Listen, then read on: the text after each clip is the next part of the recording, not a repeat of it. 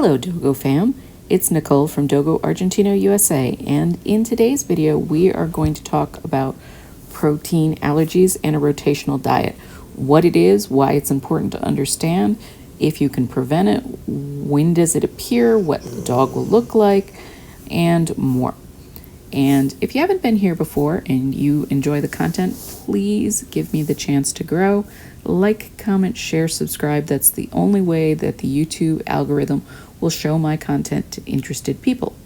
Okay, so what is an allergy? An allergy is a genetic flaw. It's nothing that you can prevent once the dog is actually existing in the world because it's genetic, it's inside the dog.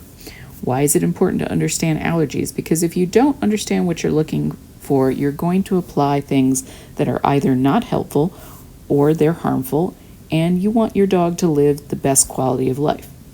How can you prevent allergies? Well, the short answer is that you cannot prevent them, but you can manage them. You can't prevent it because it's in their genetic code, but you can manage it. When do allergies appear? They tend to show up not in baby puppies. So an 8-week-old puppy, you generally can't tell if that is going to have an allergy. It's usually when they're older. Depending on the severity of the allergy, you might not see them until 3, 4, 5, 6 months old, and it might be a year before you notice what you're looking at. So how does the dog look? It's going to have red skin, it's going to look irritated, and it's going to scratch a lot. It's going to chew. Usually tail, feet, scratching at the ears. These are ways that your dog is going to look if it has an allergy. Now, Dogo Argentino dogs are prone to allergies. It's probably their second biggest problem, right after congenital deafness. These are the two major problems associated with this breed. How do you know if you have an allergy? Well, the first thing is going to be the behavior. You're going to notice the red skin, the itchiness, the constant chewing. But the real way that you're going to know for absolute certain, God's honest truth, is an allergy test. And unfortunately, many vets are going to do something that is not going to be helpful before they recommend an allergy test. For example, they might give you an antifungal medicine, like a shampoo. They might give you some shots. They might do all sorts of things before they finally go, let's do an allergy test, because it is a more expensive diagnostic test. But also, I kind of, maybe I'm just a person with a dark outlook in life, but I kind of feel like they run through all these things in a trial and error method, and if one of them works, great, they don't need to move on. And if they don't work, then they finally recommend an allergy test. And I don't know if that's because not all vets like doing them, or they send them out to specialists, or it's more expensive. But it seems like, to me, the allergy test with a dog that's prone to allergies would probably be one of the first things I would recommend if it were me. But I am not a veterinarian. If you haven't been here before, I am a Dogo Argentino fancier. I just like dogs. And because I like dogs and I come from a family of dog people, my mother was a dog breeder, dog trainer, dog enthusiast. She hunted her dogs, she showed her dogs. I was born into it. So let's talk about allergies. You can't get rid of them. You can't really stop them from being present because they're a genetic problem, but you can manage them. And management is very important because it's going to improve the life of the dog. You don't want a dog to be miserable with hot spots and hair falling out and just be a red-pink dog because its skin is so hot and itchy and awful. So managing them is very important. So the first thing that you can do is to be watchful. You need to actually look at the behavior. Are there certain times that it seems to be worse? Are there certain times that it seems to be better? Can you eliminate certain things in terms of figuring out what the problem is? Now, it is my opinion that both vets and dog food companies have this belief that if you feed your dog the same thing over and over and over for the rest of its life, from day one until death, that it's going to be the best thing for the dog. I disagree very strongly with this, because feeding the same thing over and over in humans and dogs creates nutritional fatigue, even if an allergy isn't present. What is nutritional fatigue? That is when the body actually becomes less adept at breaking down the nutrients that you are giving it through food because it has had the same item over and over and actually begins to extract less and less of the value of that food through time.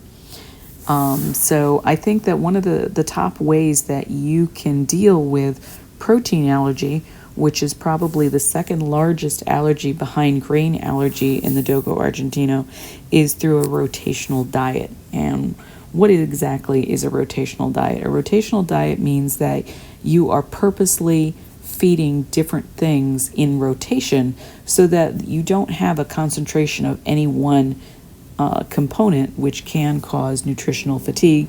And in the case of an allergy, it can take something from a sensitivity full-blown problem. So dogs tend to develop specific protein allergies, and a lot of times the number one culprit is going to be chicken. And chicken is such a problem because in the United States, commercially grown meats, chicken, pork, beef, you name it, are subject to a lot of problems that I don't think are natural. They give them hormones to make them grow faster. They give them antibiotics. They give them a diet which is not natural to the animal. A lot of times, for example, cows are fed corn, which they would never ever eat in a wild state. Chicken are fed corn, and again, they would never eat that in a wild state. And so those food sources for the animal, the livestock, creates inflammation and a negative response in the way that the animal grows, and that is passed on to the animal that later on eats it. Inflammation is a huge problem, both in human and dogs. And so as you continue to eat chicken, if you're eating chicken every day because it's present in your dog food, your dog is eating that, he is going to develop defensive antibodies to fight against that food, which is causing the inflammation.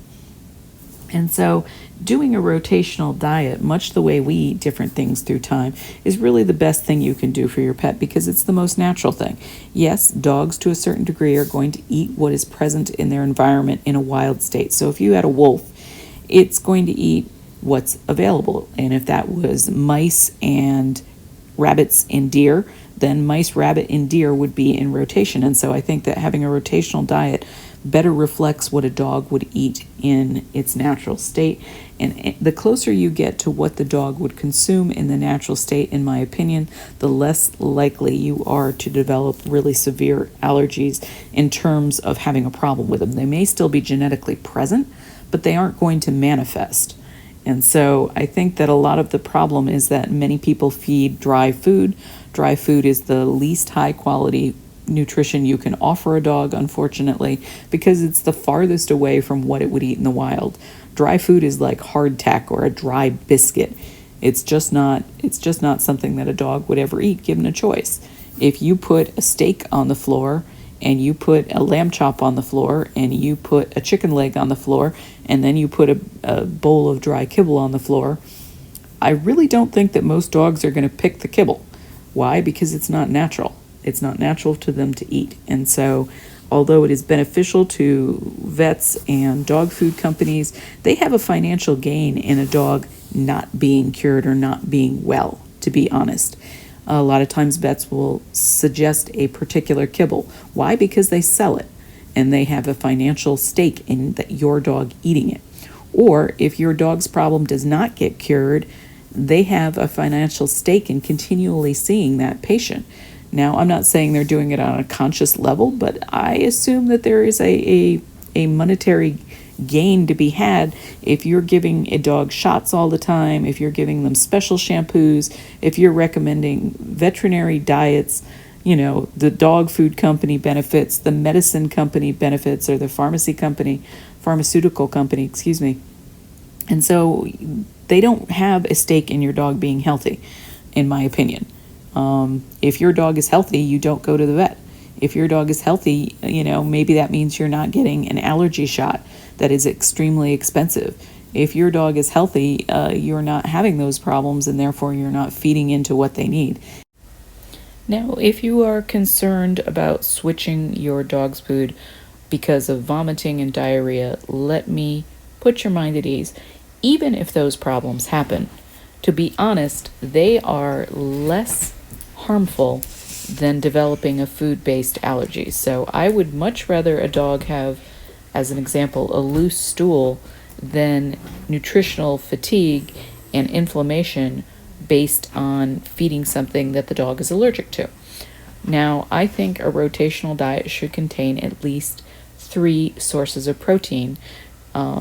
So, for example, if you find that your dog is allergic to chicken, it's allergic to beef, it's allergic to pork, I would say, based on the fact that those animals are very different, it's more related to the way animal husbandry is done in the United States in terms of feeding artificial diets, hormones, nutritional supplements, those kinds of things. And you're going to have to look harder to find more exotic items to feed your dog. That could be venison, it could be kangaroo, it could be elk, it could be alpaca, it could be bison. It could be things that you yourself grow if you're in the position to do so.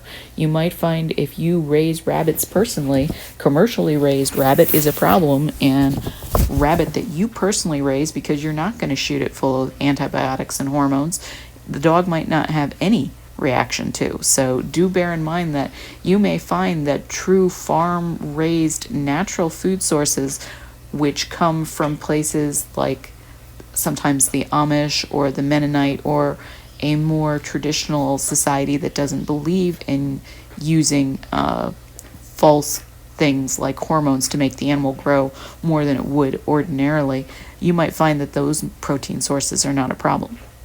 If you cannot afford or do not want to switch into a raw diet, then you need to find some kibbles that are not going to have the protein that has become a problem, and you will only know that based on an allergy test. So if you find that you can feed salmon, or you can feed elk, or you can feed lamb, but you can't feed beef and chicken, then you need to find 3 or 4 different kibbles, if that's the way you're going to go, that don't contain the problem ingredients, and rotate them, I would say, every 3 days. Feed 3 days worth of salmon, and then the next 3 days feed elk, and then the 3 days after that feed lamb.